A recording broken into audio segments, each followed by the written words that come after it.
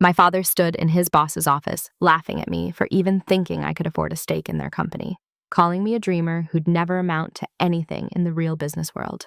His smirk vanished the moment his boss turned to him and said, "Michael, I'd like you to meet our new primary investor. She just wired $8.9 million this morning." But how does a daughter go from being her father's biggest disappointment to becoming his boss's most valuable partner? And what happened when he realized the truth? I'd love to know which corner of the globe you're watching from. And if this story speaks to you, make sure to subscribe. Tomorrow's video is one you absolutely can't miss. The smell of burnt turkey filled my childhood home in Westchester County, New York, but nobody seemed to care. It was Thanksgiving 2021, and my father, was a teaspoon pie lecturing me about my irresponsible life choices, to notice that Mom had left the bird in the oven 20 minutes too long. I sat at the far end of the mahogany dining table, the same seat I'd occupied since I was 7 years old, picking at my mashed potatoes while Dad's voice carried across the room like a courtroom prosecutor delivering closing arguments. "Eliana, you're 32 years old," he said, his fork pointing at me like a weapon. "When are you going to stop playing around with these ridiculous startup ideas and get a real job? You have a degree from Cornell? You could be working at a respectable firm, building a stable career, but instead you're wasting your time on some tech nonsense nobody understands." My younger brother, Tyler, shifted uncomfortably in his seat beside me. He was 28, worked as a junior analyst at Dad's commercial real estate firm, and had long ago learned that the safest strategy during these family dinners was to remain invisible. My mother, Patricia, busied herself with passing dishes around the table, her eyes deliberately avoiding mine. She'd stopped defending me years ago, worn down by the relentless tide of Dad's disapproval. "I'm building something, Dad," I said quietly, keeping my voice steady despite the familiar knot forming in my stomach. VeryChain Technologies is gaining traction. We secured $2 million in seed funding last spring, and we're in talks with several major— "Seed funding," Dad interrupted, letting out a harsh laugh. "Do you know what that means, Eliana? It means someone gave you money to play with. It doesn't mean you have a business. It doesn't mean you're successful. It means you convinced some venture capitalist with more money than sense to gamble on your little experiment." I'd heard variations of this speech dozens of times over the past 4 years, ever since I'd left my position as a software engineer at Microsoft to start my own company. Dad had been a commercial real estate developer for 36 years, building strip malls and office complexes across the Northeast.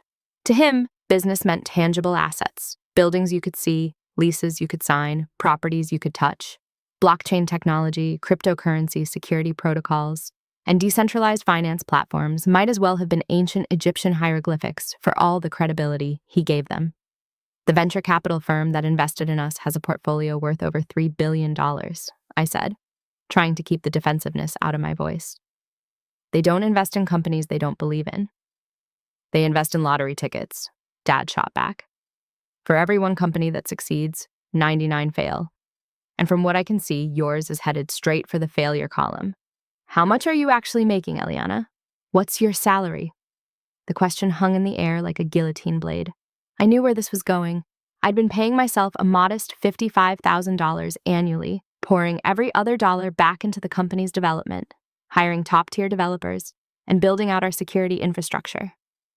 By traditional measures, the kind my father understood, I was barely scraping by.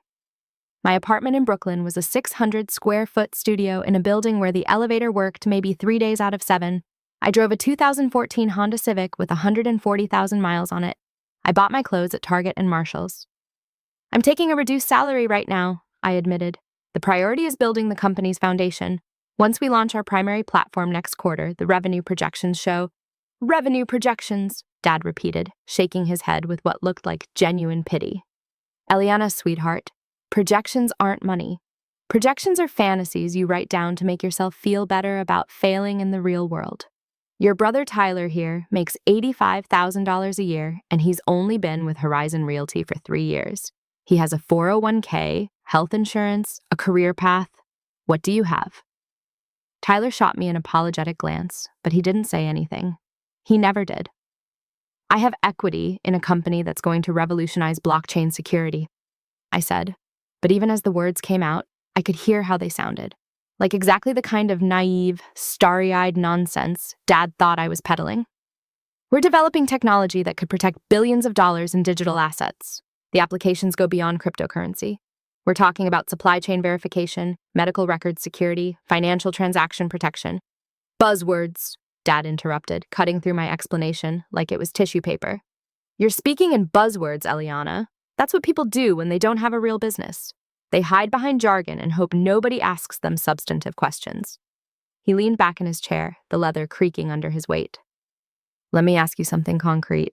If I wanted to invest in your company, right? Now, could I? Could I write you a check and become a shareholder?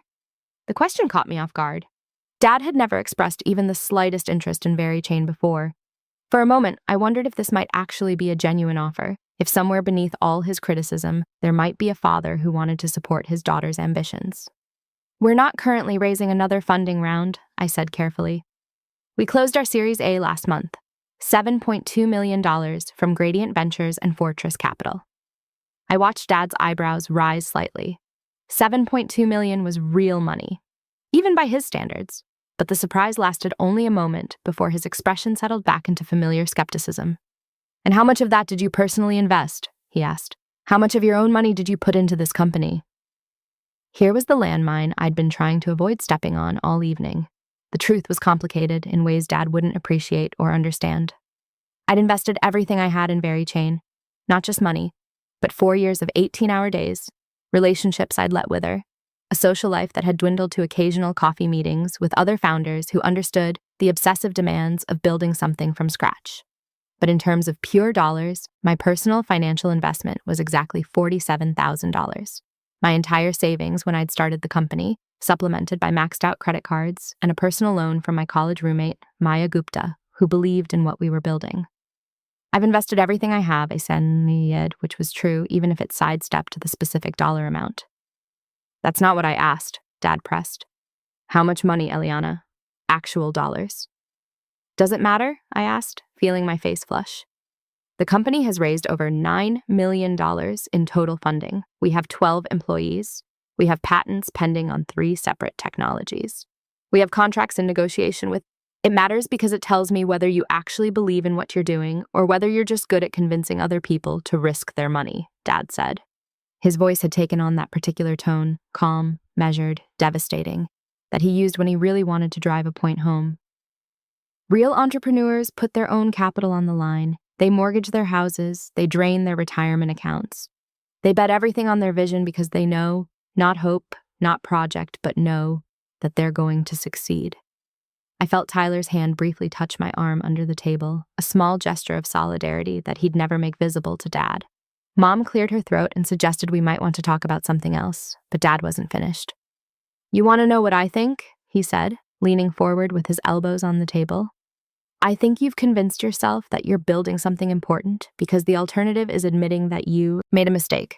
You left a 6-figure job at one of the most successful companies in the world to chase a fantasy, and now you're too proud to admit it didn't work out. The words landed like physical blows, each one finding a soft spot I'd tried to armor over with determination and long work hours. The cruelest part was that Dad didn't say these things with anger or malice. He said them with the absolute certainty of someone who believed he was helping, like a doctor delivering a terminal diagnosis, convinced that facing reality was the kindest thing he could do. The offer still stands, he continued. Donald Blackwood over at Horizon Realty is always looking for people with technical skills. You could start as a senior analyst, maybe help us modernize our property management systems, bring some of that tech expertise into the commercial real estate world. It wouldn't be glamorous, but it would be stable, real, sustainable. Donald Blackwood, Dad's boss and the founder of Horizon Realty Development, one of the largest commercial real estate firms in the Northeast. Dad had worked for Blackwood for almost 20 years, rising through the ranks to become Executive Vice President of Acquisitions. It was a position he was immensely proud of, one he referenced constantly as proof that steady, traditional career advancement was the only reliable path to success. The irony of what was about to unfold, the secret I'd been keeping for the past 2 months, made my throat tight. But this wasn't the moment for revelations. Not yet. I appreciate the thought, I said, forcing myself to stay calm. But I'm committed to VeryChain. Dad sighed deeply, the kind of exaggerated exhalation parents make when they want you to know just how disappointing you are. Committed to failure, you mean? But fine, it's your life to waste. A lot of love and effort went into bringing this story to life. If you're enjoying it, we'd be so grateful if you'd subscribe to our channel. Now, back to where we left off. The rest of dinner passed in uncomfortable small talk about Tyler's recent promotion, Mom's garden club activities, and Dad's latest acquisition project, a 14-acre development site in Stamford, Connecticut, where Horizon Realty was planning to build a mixed-use complex with retail space and office buildings. He described the project with the enthusiasm of someone who finally had an audience that appreciated real business, real assets, real value. I listened quietly, pushing cranberry sauce around my plate, and thought about the wire transfer confirmation I'd received 11 days earlier. $8.9 million, sent from my newly established investment holding company to Horizon Realty Development's acquisition fund. The Stamford project Dad was describing so enthusiastically, the one he was so proud of, was being financed in large part by my money he didn't know I had. Money from the secondary sale of Very Chain shares I'd orchestrated when Fortress Capital decided they wanted a larger stake in the company and offered to buy out several early angel investors at a valuation that had made my hands shake when I saw the numbers. Donald Blackwood. Blackwood knew exactly who I was. He'd been the one to approach me 3 months earlier through a mutual connection, asking if I'd be interested in diversifying my portfolio with some commercial real estate investments.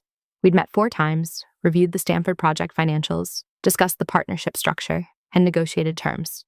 He'd been professional, respectful, and impressed by my due diligence questions, never once mentioning that my father worked for him, though of course he knew. I'd asked him not to tell Dad about my investment until the deal closed. I told him I wanted it to be a surprise. What I really wanted was to avoid exactly this kind of dinner, this kind of conversation, this grinding sense that nothing I did would ever be good enough in my father's eyes. But now the deal had closed.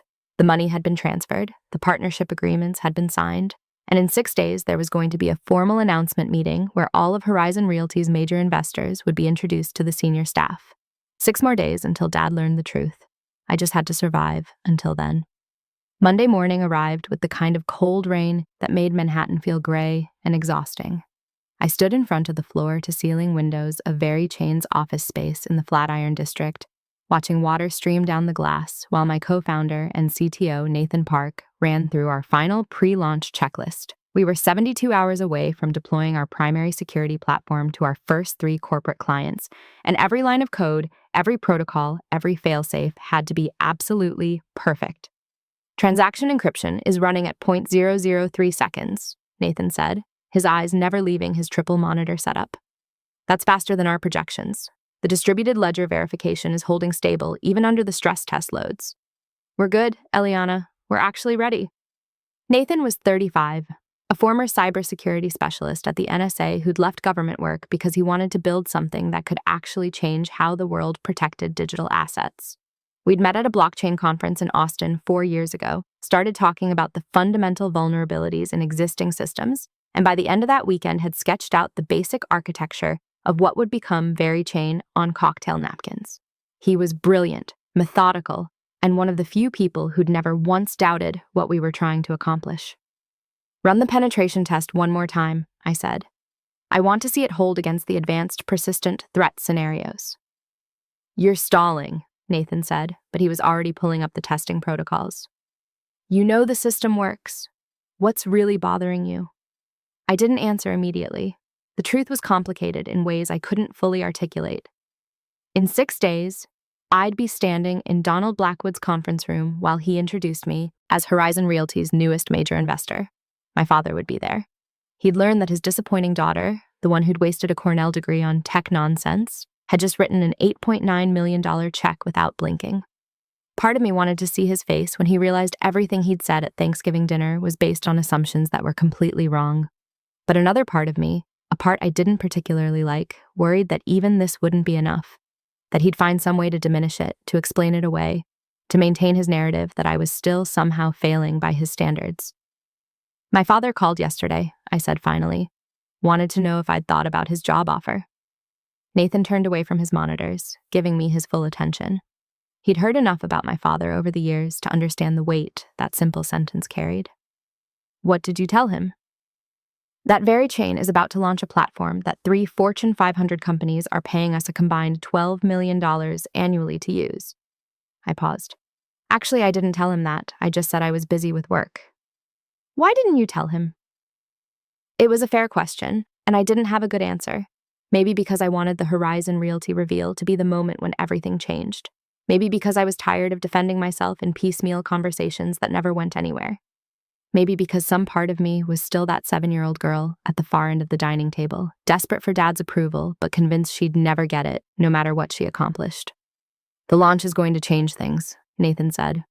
Once these platforms go live and the revenue starts flowing in, once the tech press covers what we've built, once the industry sees that we've actually solved the cross-chain verification problem, that's when everything shifts. You won't need to convince your father of anything. The results will speak for themselves. I wanted to believe that. VeriChain's technology genuinely was revolutionary. We'd developed a system that could verify and secure blockchain transactions across multiple platforms simultaneously, something that had been theoretically possible, but practically impossible until our team figured out how to solve the computational load problem. Our first client, a cryptocurrency exchange called Sentinel Digital, was launching with our security infrastructure in 8 days. The second client, a supply chain management company called Logi Trust, was implementing our verification protocols for pharmaceutical tracking. The third was a fintech startup that was using our technology to secure peer-to-peer international money transfers.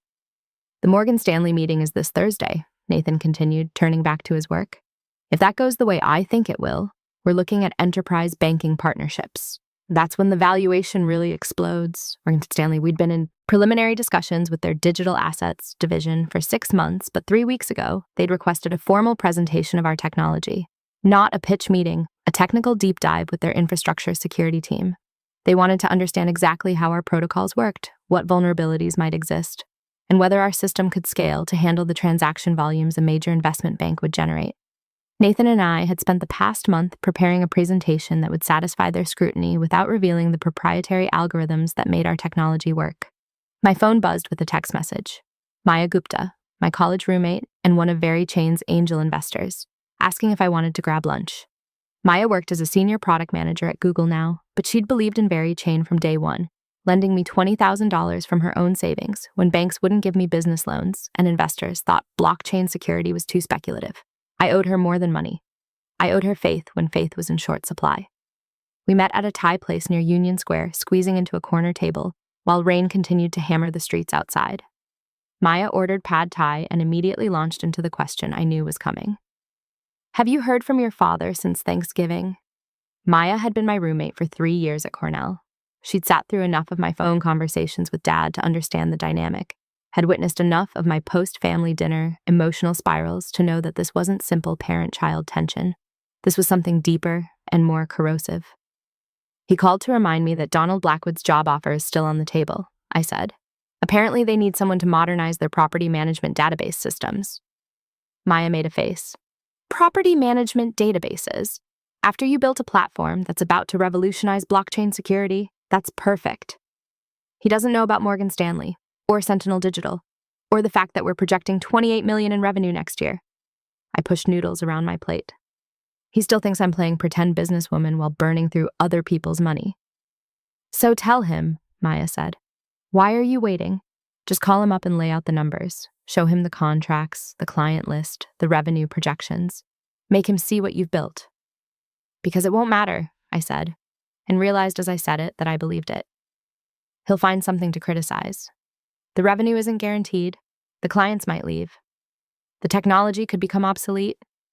There's always going to be some reason why what I've accomplished doesn't count as real success. Maya was quiet for a moment, studying me with the particular intensity of someone who'd known you long enough to see past your defenses. Is this about your father? She asked slowly.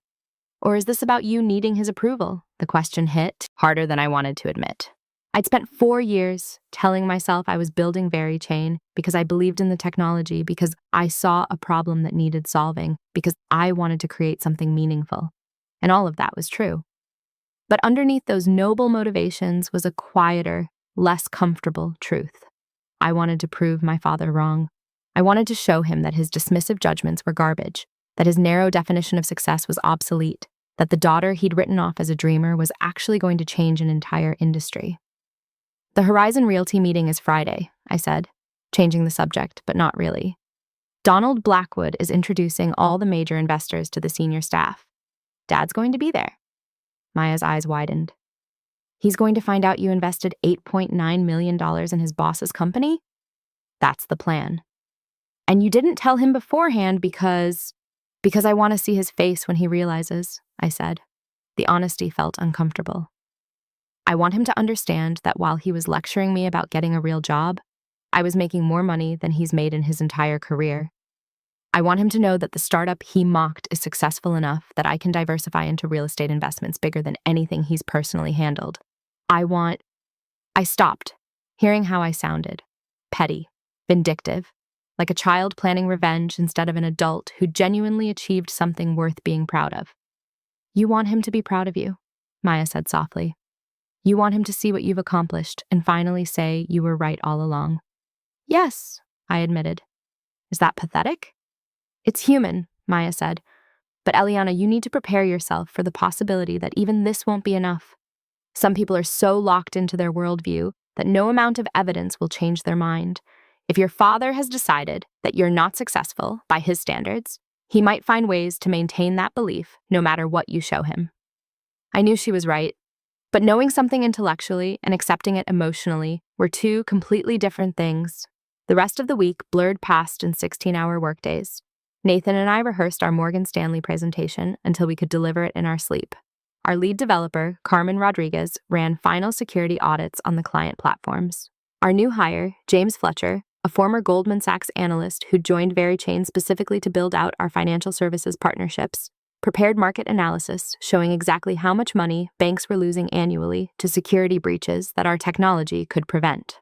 Thursday arrived with the kind of crisp December cold that made New York feel like a Christmas movie. Nathan and I took a car service to Morgan Stanley's headquarters, carrying our encrypted laptops and a confidence we'd earned through thousands of hours of development work. The meeting was scheduled for 2 hours. We were there for 4.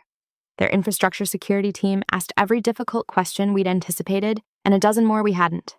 They probed for vulnerabilities, tested our understanding of edge cases, challenged our scalability claims. Nathan handled the technical deep dive with the calm expertise of someone who knew our code inside and out. I focused on the business implications, walking through use cases and ROI projections that showed exactly how much value our technology could create for an institution of Morgan Stanley's size. When we finally walked out of that building into the December afternoon, Nathan turned to me with a grin I'd rarely seen on his usually serious face. "They're going to sign," he said. "Did you see Harris's face during the cross-chain verification demo? He kept looking at Martinez like he couldn't believe what he was seeing. They're going to want a pilot program, maybe 3 months of testing, but they're going to sign." Morgan Stanley as a client. That would change everything, not just for VeryChain's valuation, but for how the entire financial industry viewed blockchain security. If one of the world's largest investment banks trusted our technology enough to build their infrastructure on it, every other major financial institution would have to take us seriously. I should have felt triumphant. Instead, I felt exhausted and strangely empty. Because tomorrow was Friday. Tomorrow was the Horizon Realty investor meeting. Tomorrow my father would learn the truth. And I still had no idea whether that truth would finally be enough to change how he saw me, or whether I was setting myself up for an even more painful kind of disappointment. Friday morning came too quickly. I woke at 5:30 in my Brooklyn studio apartment, staring at the ceiling while traffic noise filtered through the thin walls. My alarm wasn't set to go off for another hour, but sleep had become impossible somewhere around 4 a.m. when my brain decided to replay every possible scenario of how the day might unfold. The Horizon Realty investor meeting was scheduled for 10 o'clock. Donald Blackwood's assistant had sent a formal calendar invitation 3 days ago, marked "Required Attendance, all senior staff and major investment partners." I'd confirmed my attendance immediately, my finger hovering over the keyboard as I debated whether to mention anything to Dad. In the end, I'd said nothing. Let it be a surprise. Let him figure it out when Blackwood called my name. I spent an extra 40 minutes choosing what to wear, not out of vanity, but strategy. The navy Armani suit I'd bought specifically for investor meetings projected authority without arrogance.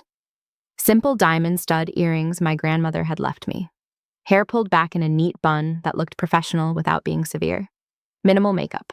I wanted to look like exactly what I was, a serious businesswoman who'd earned her seat at that table through intelligence and calculated risk, not luck or family connections.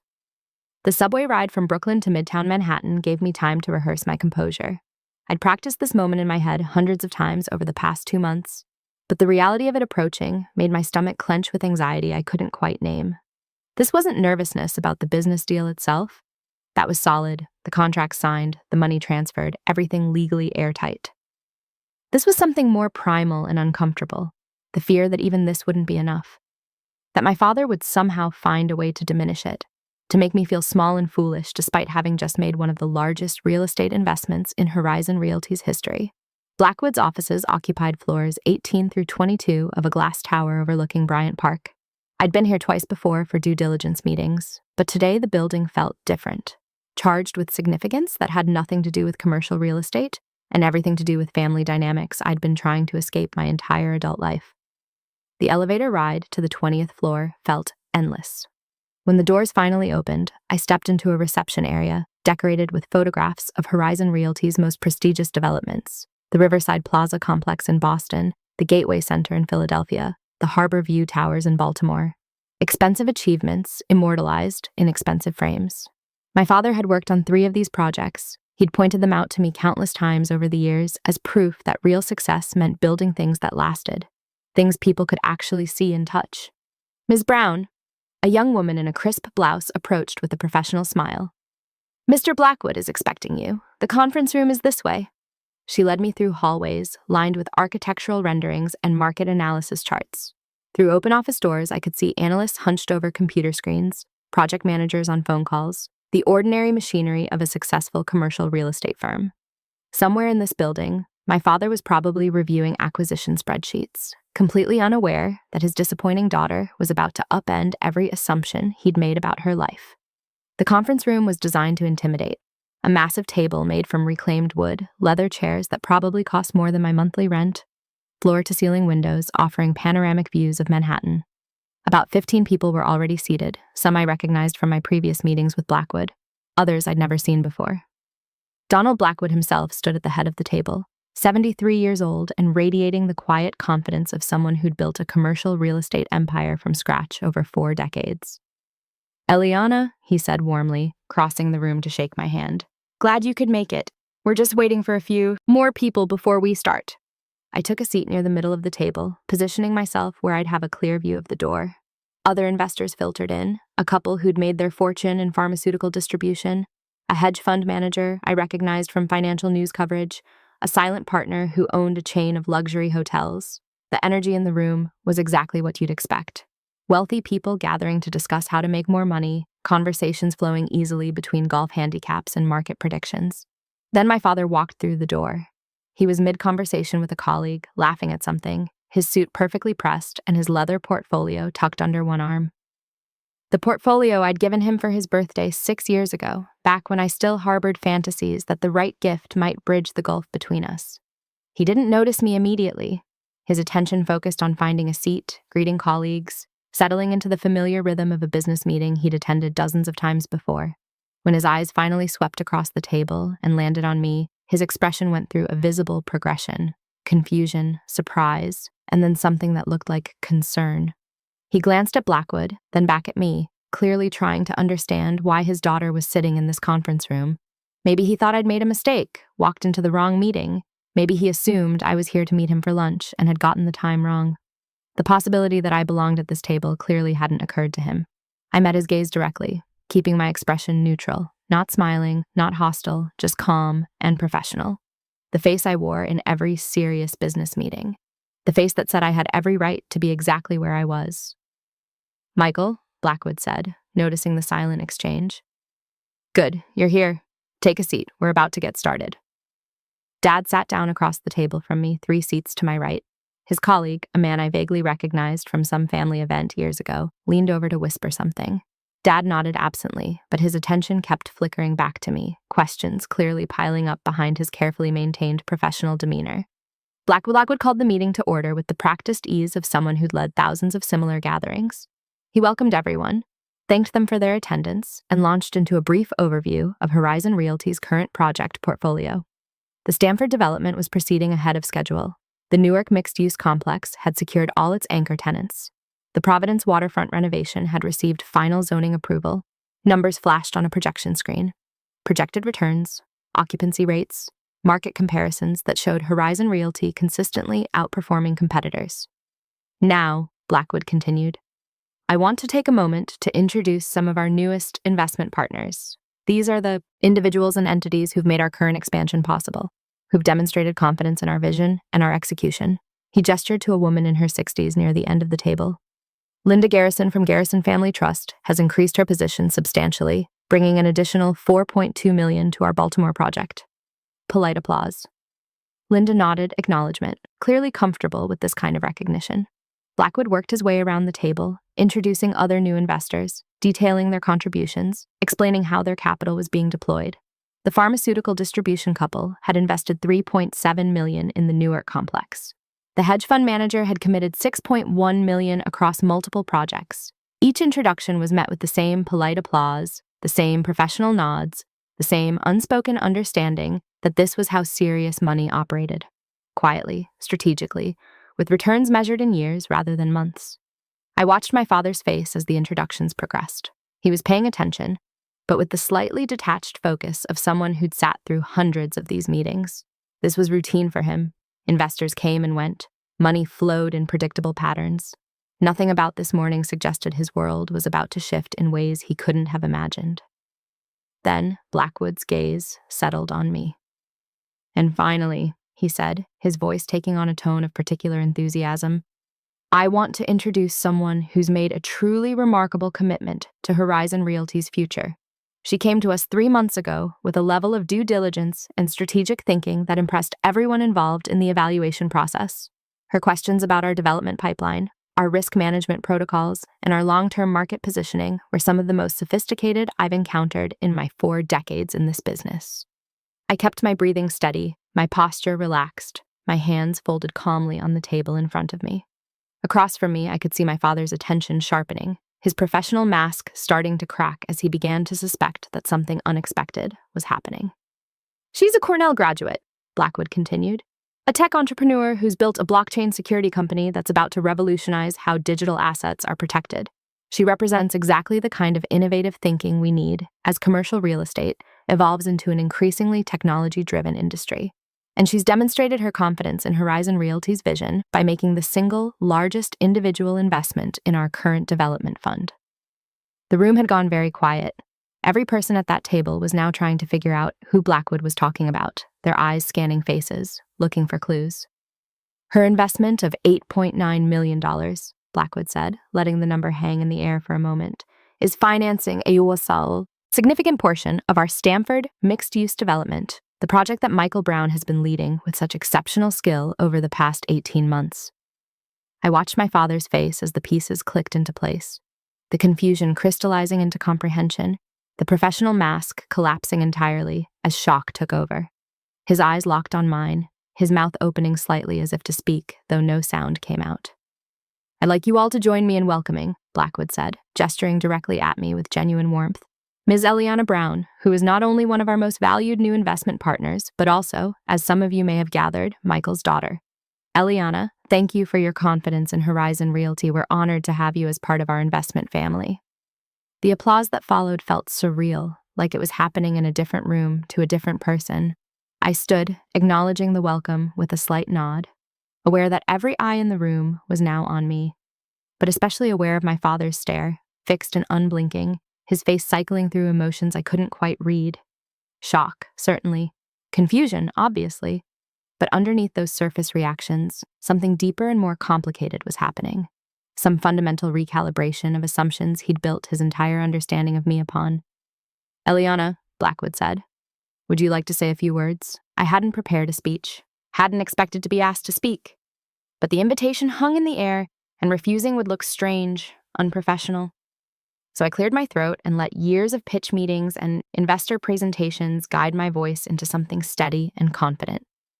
Thank you, Mr. Blackwood. I'm excited to be part of Horizon Realty's growth. The Stanford project represents exactly the kind of strategic development that creates long-term value. Strong market fundamentals, diversified tenant mix, sustainable design elements that position the property for decades of profitability. I look forward to seeing it come to fruition.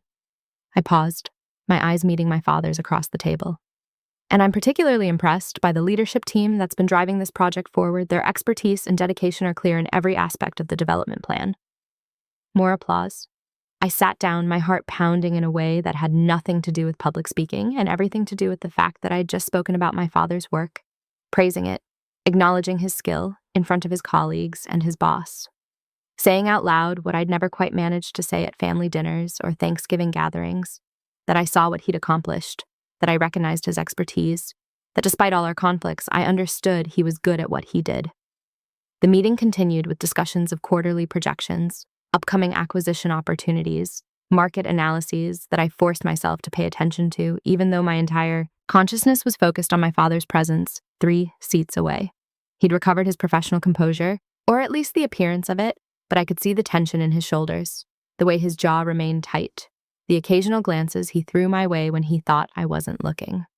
When Blackwood finally adjourned the meeting 90 minutes later, people filtered out in clusters, conversations resuming about golf games and market trends. A few investors approached to introduce themselves properly, to ask questions about VeryChain, to express interest in the intersection of technology and commercial real estate. I handled each conversation with practiced ease, but my peripheral vision never stopped tracking my father's movements across the room. He was talking with Blackwood, their heads close together in the kind of private conversation that suggested something significant was being discussed. Then Blackwood clapped him on the shoulder in a gesture that looked congratulatory and sympathetic all at once, and walked away to speak with other departing investors. My father stood alone near the windows, staring out at the Manhattan skyline with his back to the room. Everyone else had left. It was just the two of us in that enormous conference room with its expensive furniture and its view of a city that had witnessed this same scene play out thousands of times before. Family dynamics colliding with business realities, parents realizing their children had become people they no longer recognized. I could have left. Should have left, probably. Let him process what had just happened without forcing an immediate confrontation. But I'd waited 4 years for this moment. 4 years of dismissive comments and lectures about getting a real job and suggestions that I'd wasted my potential. I'd earned the right to stand my ground. So I walked over to where he stood and waited for him to acknowledge me. After what felt like an eternity, but was probably only 30 seconds, he spoke without turning around. $8.9 million. His voice was flat, carefully controlled, stripped of all the emotion I knew must be churning underneath. Yes, I said simply. From selling shares in your company. A secondary sale to an existing investor who wanted to increase their stake. He finally turned to face me, and the expression on his face was one I'd never seen before. Not anger, not disappointment, but something closer to bewilderment. Like he'd just discovered that someone he'd known his entire life had actually been a stranger all along. You never told me, he said.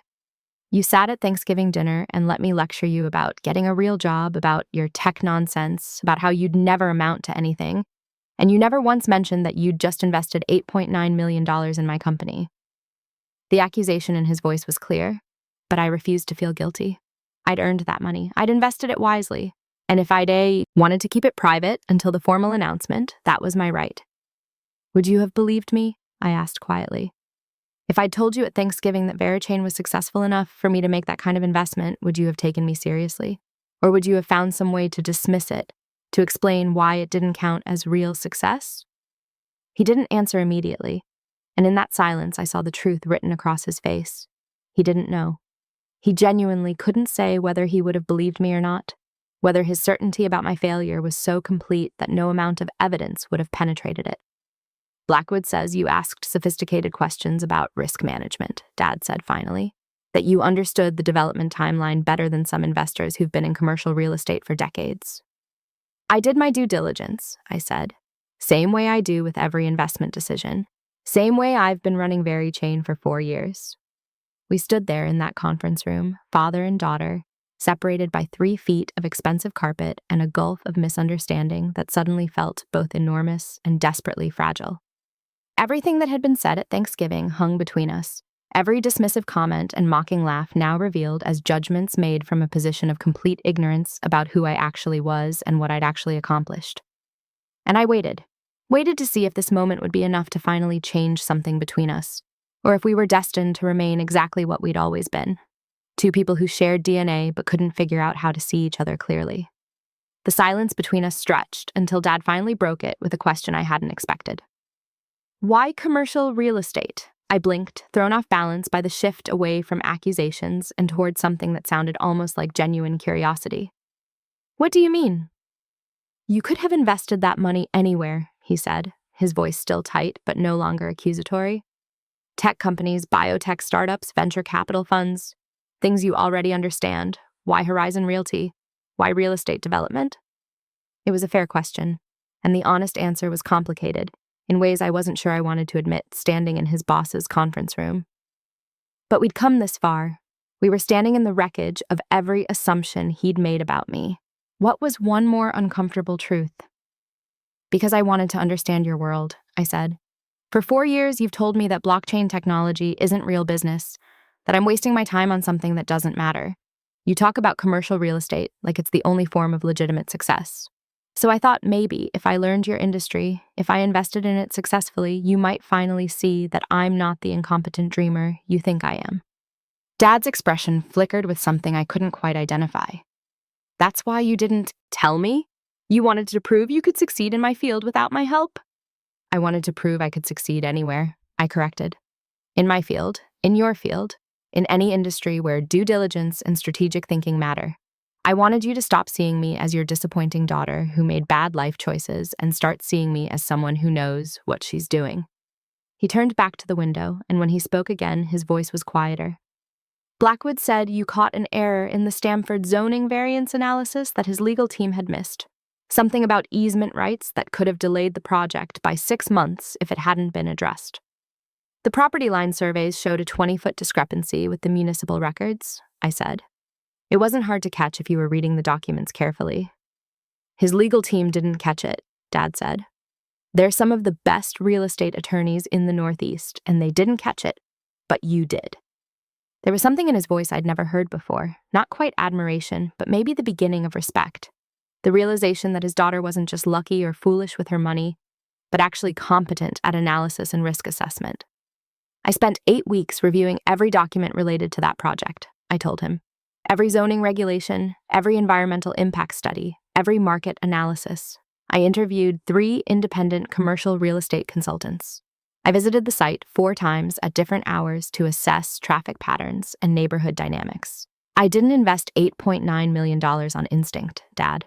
I invested it because the fundamentals were solid and the risk-adjusted returns made sense. He was quiet for a long moment, processing this information. Then, you learned all of that in 8 weeks? I've been studying commercial real estate for 6 months, I admitted. Ever since Blackwood first approached me about potential investment opportunities, I figured if I was going to diversify my portfolio out of pure tech investments, I should understand what I was getting into. 6 months, he repeated softly. You spent 6 months learning my industry while letting me lecture you about how you don't understand real business. The accusation was back, but softer now, more wounded than angry. You never asked what I actually knew, I said. You assumed I was ignorant because I work in technology. You assumed VeriChain was failing because startups usually fail. You assumed I was broke because I drive an old Honda and live in a small apartment. You made assumptions about my entire life without ever asking for actual information. You're right, he said, and the admission was so unexpected that for a moment I wasn't sure I'd heard him correctly. Michael Brown didn't admit he was wrong. He doubled down, he found alternative explanations, he shifted the argument, but he didn't simply acknowledge error. I assumed things about your company, about your finances, about your judgment, and I was wrong. We stood there in the conference room with Manhattan spread out below us, and I felt something shift that I couldn't quite name. Not forgiveness. There was too much history, too many cruel comments that couldn't be unsaid. But maybe the beginning of a path toward something different than what we'd had before. VeriChain is going to be worth over $200 million within 18 months, I said quietly. We're in final negotiations with Morgan Stanley for an enterprise banking partnership. We have 3 Fortune 500 clients and a dozen more in the pipeline. The platform we built is going to change how the financial industry handles digital asset security. And I did all of that while you were telling me I was wasting my life. Dad turned to face me fully, and for the first time in years, maybe ever, he looked at me like he was actually seeing me instead of seeing his own disappointments and expectations. I owe you an apology, he said. More than one, actually. Years of them. Yes, I agreed. You do. I don't know how to do this, he continued, his voice rough with something that might have been emotion he was trying to suppress. I don't know how to be wrong about something this fundamental. I built my entire understanding of you on assumptions that turned out to be completely false. I don't know how to reconcile the daughter I thought I had with the person standing in front of me. It was the most honest thing he'd ever said to me, and it hurt in a way that anger and criticism never had, because it revealed how completely he'd failed to know me, how thoroughly our relationship had been built on misunderstanding. You could start by asking questions instead of making judgments, I suggested. You could try listening when I talk about my work instead of immediately dismissing it. You could consider the possibility that success looks different than it did in 1985 when you started your career. I should meet your team, Dad said abruptly. At Very Chain, I should see what you've built, understand what you actually do, not just hear about it secondhand, but actually see it. The offer surprised me more than anything else he'd said. You want to visit my office? If you'll let me, he said. I'm not asking to approve or evaluate or judge. I'm asking to understand, because clearly I don't, and clearly that's been a massive failure on my part. Before I could respond, my phone buzzed in my jacket pocket. I glanced at the screen. Nathan calling, which was unusual during business hours. He knew I was at the Horizon Realty meeting. I need to take this, I told Dad. It might be important. He nodded, and I stepped away toward the corner of the conference room, answering quietly. Nathan, what's going on? Sentinel Digital just called, Nathan said, and I could hear the controlled excitement in his voice. Their platform went live an hour ago with our security infrastructure. They processed 14,000 transactions in the first 60 minutes, without a single error, authentication delay, or security flag. Eliana, it's working exactly the way we designed it. Better, actually. The load balancing is performing above our projections. My heart rate kicked up. This was the moment we'd been working toward for 4 years. Actual deployment, real transactions, proof that Very Chain's technology worked in production environments and not just in controlled testing scenarios. Any issues at all? I asked. Nothing. Their CTO wants to schedule a call Monday morning to discuss expanding the contract. I think they're going to want our technology on their international platforms, not just domestic. That would triple the contract value, maybe more. Schedule it, I said. I'll be there. Good work, Nathan. You did the hard part, he said. You built the business model that made this possible. I just wrote the code. I ended the call and turned back to find Dad watching me with an expression I couldn't read. Good news? He asked. Our first major client just went live with our platform, I said. 14,000 transactions processed successfully in the first hour. It's working, Dad. Everything we built, all the technology we developed, it's actually working in the real world. Something complicated passed across his face. Pride, maybe, mixed with regret and a kind of bewildered respect. I wish I'd known, he said quietly. I wish I'd asked. I wish I'd given you the chance to tell me all of this before today. You can know now, I offered. If you actually want to understand instead of judge. I do, he said, and I thought he might actually mean it. But Eliana, you need to understand something too. I wasn't trying to hurt you all these years. I genuinely believed I was helping. I thought you were making a terrible mistake, throwing away a stable career for something that would inevitably fail. I thought I was being the responsible parent, trying to guide you toward security and away from disaster. You were being the parent who didn't trust his daughter's judgment, I said bluntly. The parent who decided he knew better without bothering to learn what I actually knew. That's not guidance, Dad. That's condescension. He flinched slightly but didn't argue. You're right, and I'm sorry. The apology hung between us, insufficient, but genuine. It didn't erase 4 years of dismissive comments, didn't undo the Thanksgiving dinner lectures or the casual mockery of my work, but it was something, a crack in the wall he'd built between us. I need to get back to the office, I said. We have client calls this afternoon, and after Nathan's news, we'll need to revise our Q1 projections. Okay, Dad said, then hesitantly. Would you want to get dinner sometime this week? You and me. Not a family dinner, not with Mom trying to mediate and Tyler trying to disappear. Just us, so I can ask you about Very Chain properly, about what you've built. I studied his face, looking for signs that this was performative, damage control after being embarrassed in front of his colleagues. But what I saw looked like genuine desire to understand, to rebuild something that had been broken for longer than either of us wanted to acknowledge. Wednesday, I said. 7 o'clock. There's the Italian place near my office in Flatiron, Carmine's. Meet me there. I'll be there, he promised. I left him standing in that conference room and took the elevator down to the lobby, stepping out into the December afternoon with my mind spinning. The morning had gone nothing like I'd imagined. I'd expected triumph, vindication, the satisfaction of proving him wrong in front of his colleagues and his boss. And I'd gotten all of that, but I'd also gotten something I hadn't expected, the possibility that maybe, despite everything, we could find a way to actually see each other. The subway back to Flatiron was crowded with the Friday afternoon rush. Office workers heading home early, tourists lugging shopping bags, the chaotic energy of Manhattan moving at its usual relentless pace. I stood holding the pole, letting the train's rhythm rock me while I thought about what came next. Very Chain was succeeding beyond even my most optimistic projections. Morgan Stanley was almost certainly going to sign a partnership agreement. Sentinel Digital wanted to expand their contract. The technology we'd built was proving itself in real production environments. By every objective measure, I'd accomplished what I set out to do 4 years ago when I left Microsoft to start my own company.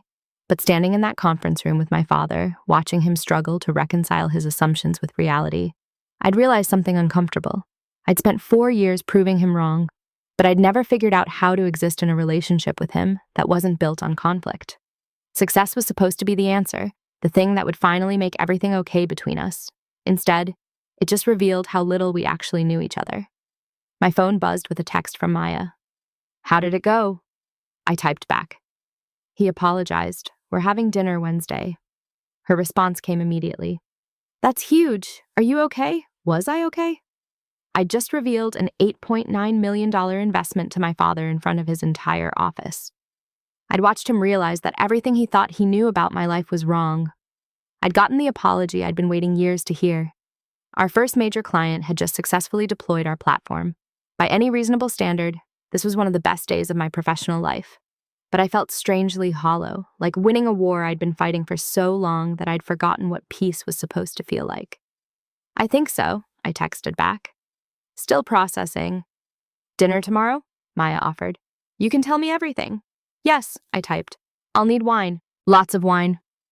When I reached Very Chain's office, Nathan was waiting with the entire team gathered around his monitors, reviewing the Sentinel digital transaction logs with the focused intensity of developers who'd just watched their code perform flawlessly under real-world conditions. Carmen was already pulling data for performance reports. James was drafting talking points for Monday's expansion discussion. Everyone was moving with the energy of people who knew they'd just crossed a major threshold. "The investor meeting went well?" Nathan asked, glancing up from his screen. "Better than expected," I said, "and more complicated than I hoped." He gave me a knowing look. Nathan had heard enough about my father over the years to understand what that meant. "Family stuff?" "Family stuff," I confirmed. "But we'll deal with it. Right now, let's focus on Sentinel Digital. Show me the transaction data. I want to see everything." And for the next 4 hours, I immersed myself in the concrete reality of blockchain security protocols and performance metrics, letting the clean logic of technology push aside the messy complexity of family dynamics. This was the world I understood, the world where problems had solutions and success could be measured objectively, the world where I'd proven, beyond any possible doubt, that I'd been right all along, even if figuring out what came next was going to be harder than anything I'd built so far. Monday morning brought the Sentinel digital expansion call Nathan had predicted.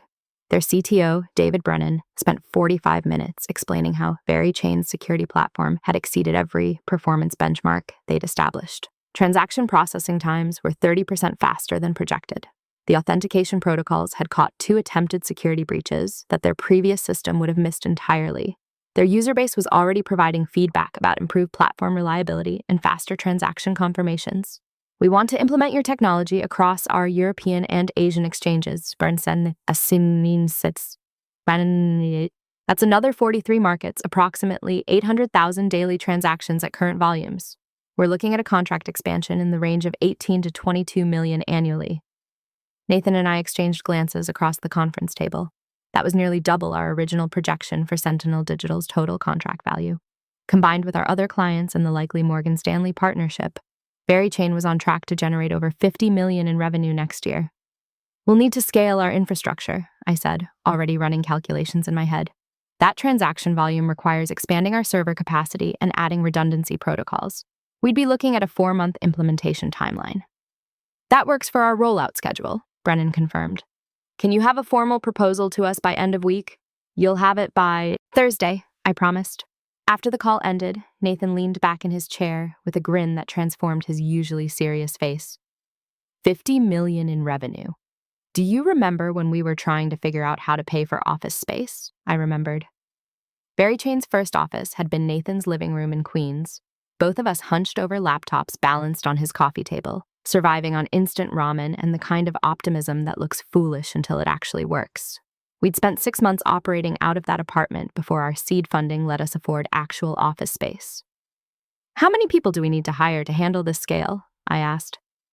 At least 8 more developers, probably 10, Nathan calculated. 3 additional security analysts, 2 more project managers. We'll need to expand our customer support team. Maybe bring on a dedicated compliance officer if we're getting into banking partnerships. Growing from 12 employees to 30 plus in less than a year, it was the kind of scaling challenge that destroyed startups that weren't prepared for it. But we'd built Very Chain's infrastructure specifically to handle rapid growth. Our systems were designed to scale. The question was whether our organizational structure could keep pace with our technological capabilities. Start drafting job descriptions, I told Nathan. We'll need to move fast if we want to be ready for the Sentinel digital expansion. Tuesday passed in a blur of spreadsheets and staffing plans and infrastructure proposals. Carmen raised concerns about server latency if we scaled too quickly. James warned that hiring 30 people in 6 months would strain our company culture. Both were valid points. Both required careful consideration and strategic planning. This was the side of building a company that never made it into the inspirational startup stories. The grinding operational details that determined whether rapid growth became sustainable success or spectacular implosion. By Tuesday evening, my brain felt like it had been running marathon calculations for 48 straight hours. I stood in my Brooklyn apartment, staring at my closet, trying to decide what to wear to dinner with my father the next night. Business casual seemed wrong, too formal, like I was trying to prove something. But completely casual felt wrong too, like I wasn't taking the conversation seriously.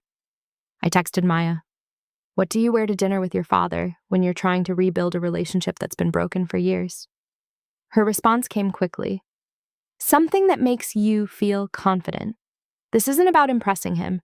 This is about being yourself and seeing if he can finally accept that." She was right. I pulled out dark jeans and a fitted burgundy sweater, nice enough for a restaurant, casual enough to feel authentic. I wasn't going to that dinner to perform success for my father. I was going to see if we could find a way to actually talk to each other. Wednesday crawled by with the particular slowness of days when you're anticipating something significant. The morning was consumed by a video conference with our legal team about patent applications. The afternoon disappeared into reviewing Nathan's infrastructure expansion proposals. But underneath all the normal business operations, I felt the approaching dinner like a low hum of anxiety I couldn't quite shake. At 6:30, I left the office and walked the 8 blocks to Carmine's. December in New York had that particular crisp quality that made the city feel almost magical. Fairy lights strung in restaurant windows, the smell of roasted chestnuts from a street vendor, that sense of possibility that comes with cold air and clear skies. The restaurant was a small, family-owned place I'd discovered 2 years ago, tucked between a bookstore and a vintage clothing shop. Nothing fancy, just excellent food and an atmosphere that felt like someone's Italian grandmother had personally overseen every detail. Dad was already there when I arrived, sitting at a corner table with a glass of red wine he hadn't touched yet. He'd dressed business casual too, slacks and a button-down shirt without a tie. He looked nervous, which was so unusual for Michael Brown that it took me a moment to identify the expression. My father didn't do nervous. He did confident, authoritative, certain. Seeing him uncertain was like watching a fundamental law of physics get suspended. "You found it okay?" I asked, sliding into the seat across from him. "GPS," he said, then added with a slight smile, "Even old guys like me can use technology." It was a joke, a self-deprecating joke about his age and his relationship with tech, from a man who'd spent years mocking my work in technology. The unexpectedness of it made me smile back. "Wine?" he offered, gesturing to the bottle he'd ordered. "Please." He poured, and we spent a few minutes with the safe ritual of ordering food. He got the ossobuco, I got the seafood risotto. The server left, and then it was just the two of us with a table between us and 4 years of accumulated resentment to navigate. "I visited your website," Dad said abruptly. "VeryChain's website. I spent 3 hours reading through your white papers and case studies. I watched the demo video. I tried to understand what you actually do." "And?" I asked carefully. "And I understood maybe 30% of it," he admitted. "But what I did understand was impressive. The problem you're solving, the way you explained cross-chain verification and security protocols, even not understanding the technical details. I could see why companies would pay for that technology." It was more than he'd ever given me before, more than I'd expected from this dinner. "Thank you for actually looking," I said, "for taking the time to try to understand." "I should have done it years ago," he said. "I should have asked what you were building instead of assuming it was nonsense. That's on me." We were quiet for a moment, the restaurant noise flowing around us, other conversations, kitchen sounds, the gentle clatter of silverware on plates. "Can I ask you something?" Dad said. "And I want you to be honest, even if the answer makes me look bad." "Okay." "Was the Horizon Realty investment really about diversifying your portfolio, or was it about proving something to me?" The question was uncomfortably perceptive. I took a sip of wine while I decided how honest to be. "Both," I said finally. "I genuinely believe the Stanford project is a solid investment. The fundamentals are there, the market analysis supports it, the returns are projected to be excellent. I wouldn't have committed that much capital if I didn't believe in the business case. But yes, part of why I chose commercial real estate specifically was to prove that I could succeed in your world, that I could understand your industry and make smart decisions in it." "To rub my nose in it," Dad said, but without anger, just acknowledgement. "Maybe a little," I admitted. "Is that petty?" "It's human," he said. "And I deserved it. I deserved to have my assumptions thrown back in my face. I just wish you hadn't had to spend $8.9 million to make the point." "It wasn't wasted," I said. "It was invested. There's a difference." Our food arrived, and we ate in more comfortable silence than I'd ever experienced with him. Halfway through the meal, he set down his fork and looked at me directly. "Tell me how VeryChain actually works," he said. "Not the technical details I won't understand, but the business model. How you make money, who your clients are, what problem you're solving for them. Explain it to me like I'm someone who genuinely wants to understand." So I did. I walked him through the fundamentals of blockchain security vulnerabilities. I explained how VeryChain's protocols created verification systems that were both faster and more secure than existing solutions. I described our client roster, cryptocurrency exchanges, supply chain companies, fintech startups, and potentially major banks. I outlined our revenue model, our growth projections, our competitive advantages. He listened with the focused attention of someone who was actually processing information instead of waiting for his turn to talk. He asked questions. Good questions that showed he was trying to understand rather than find flaws. When I mentioned the Morgan Stanley discussions, his eyebrows rose. "If you land Morgan Stanley as a client," he said slowly, "your company's valuation is going to explode." "That's the projection," I confirmed. "We're looking at a potential Series B funding round next year that could value VeryChain at over $400 million. He sat back in his chair, visibly processing this information. "You built a $400 million company in 4 years. "We're not there yet," I cautioned. "Valuation is just theoretical until you actually sell or go public. But yes, that's the trajectory we're on. And I spent those 4 years telling you that you were wasting your life." The pain in his voice was real, and it made something in my chest tighten. I'd wanted him to acknowledge his mistakes, but hearing the actual regret in his voice was more difficult than I'd anticipated. "You did," I said quietly, "and it hurt. Every family dinner, every phone call, every time you compared me to Tyler or suggested I'd made a terrible mistake, it hurt. But it also made me more determined. Maybe that's messed up, but I think some part of me was working so hard because I needed to prove you wrong." "That's a terrible reason for a father to motivate his daughter," Dad said. "I should have been supporting you, believing in you, asking how I could help. Instead, I was tearing you down because I couldn't see past my own limited understanding of what success looks like." "Why?" I asked, the question I'd been carrying for years. "Why couldn't you just be proud of me for trying? Even if you thought I was going to fail, why couldn't you support the fact that I was brave enough to try something difficult?" Dad was quiet for a long moment, turning his wine glass slowly on the table. When he finally spoke, his voice was rougher than usual. "Because I was scared," he said. "I watched you leave a six-figure job with great benefits and a clear career path to start something that had maybe a 5% chance of success. And all I could see was you struggling financially, failing publicly, having to crawl back and start over in your mid-30s. I thought I was protecting you by trying to talk you out of it. I thought being harsh about the reality of startup failure was the responsible thing to do." "You weren't protecting me," I said. "You were projecting your own fears onto my choices." "I know that now," he said. "But at the time, I genuinely believed I was being the adult in the room, the one who understood business reality while you were caught up in naive optimism." He paused. "I was wrong. Not just about VeryChain's chances of success, but about what it meant to support you. I should have trusted your judgment, even when I didn't understand your decisions." It was the apology I'd needed 4 years ago. Hearing it now, after I'd already succeeded, felt both validating and somehow sad, like we'd wasted so much time on a conflict that never needed to happen. "I met with Tyler yesterday," Dad continued. "Took him to lunch. Actually talked to him instead of just assigning him projects at work. You know what he told me?" I shook my head. "He said he's been thinking about leaving Horizon Realty, that he only took the job there because he thought it would make me happy, but he's actually interested in environmental policy.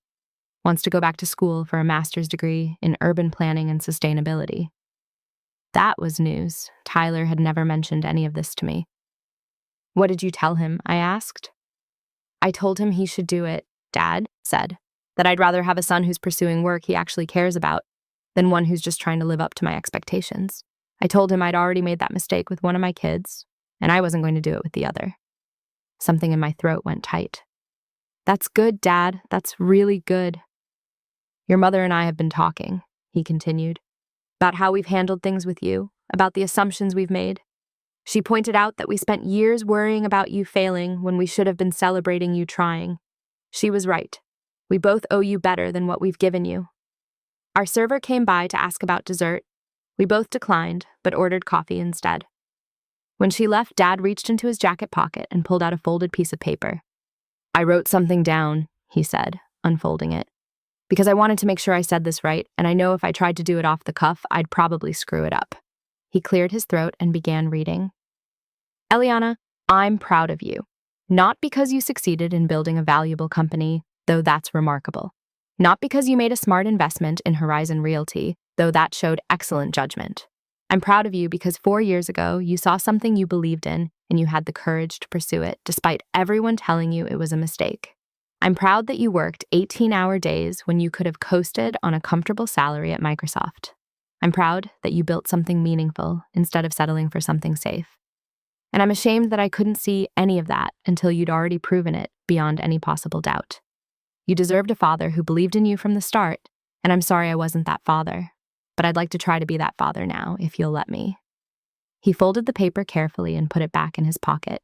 His eyes were slightly red, which might have been the lighting, but probably wasn't. I realized I was crying and wasn't quite sure when that had started. "Thank you," I managed. "That means more than you know." "Can I come visit VeryChain?" he asked. "Meet Nathan and your team. See what you've built. I promise I won't critique or offer unsolicited advice.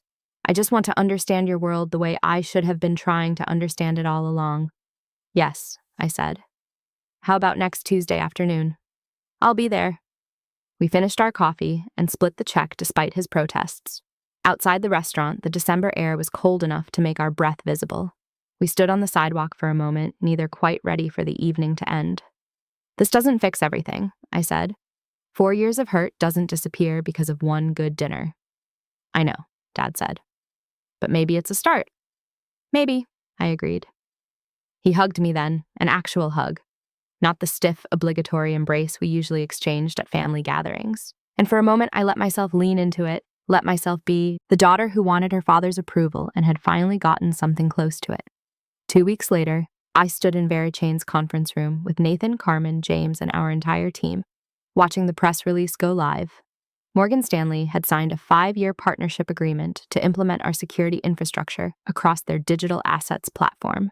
The deal was worth $83 million and represented the largest contract in VeryChain's history. My phone exploded with congratulatory texts. Maya sent a string of celebration emojis. Donald Blackwood called personally to say that Horizon Realty's investors were thrilled to have partnered with someone who was clearly building something extraordinary.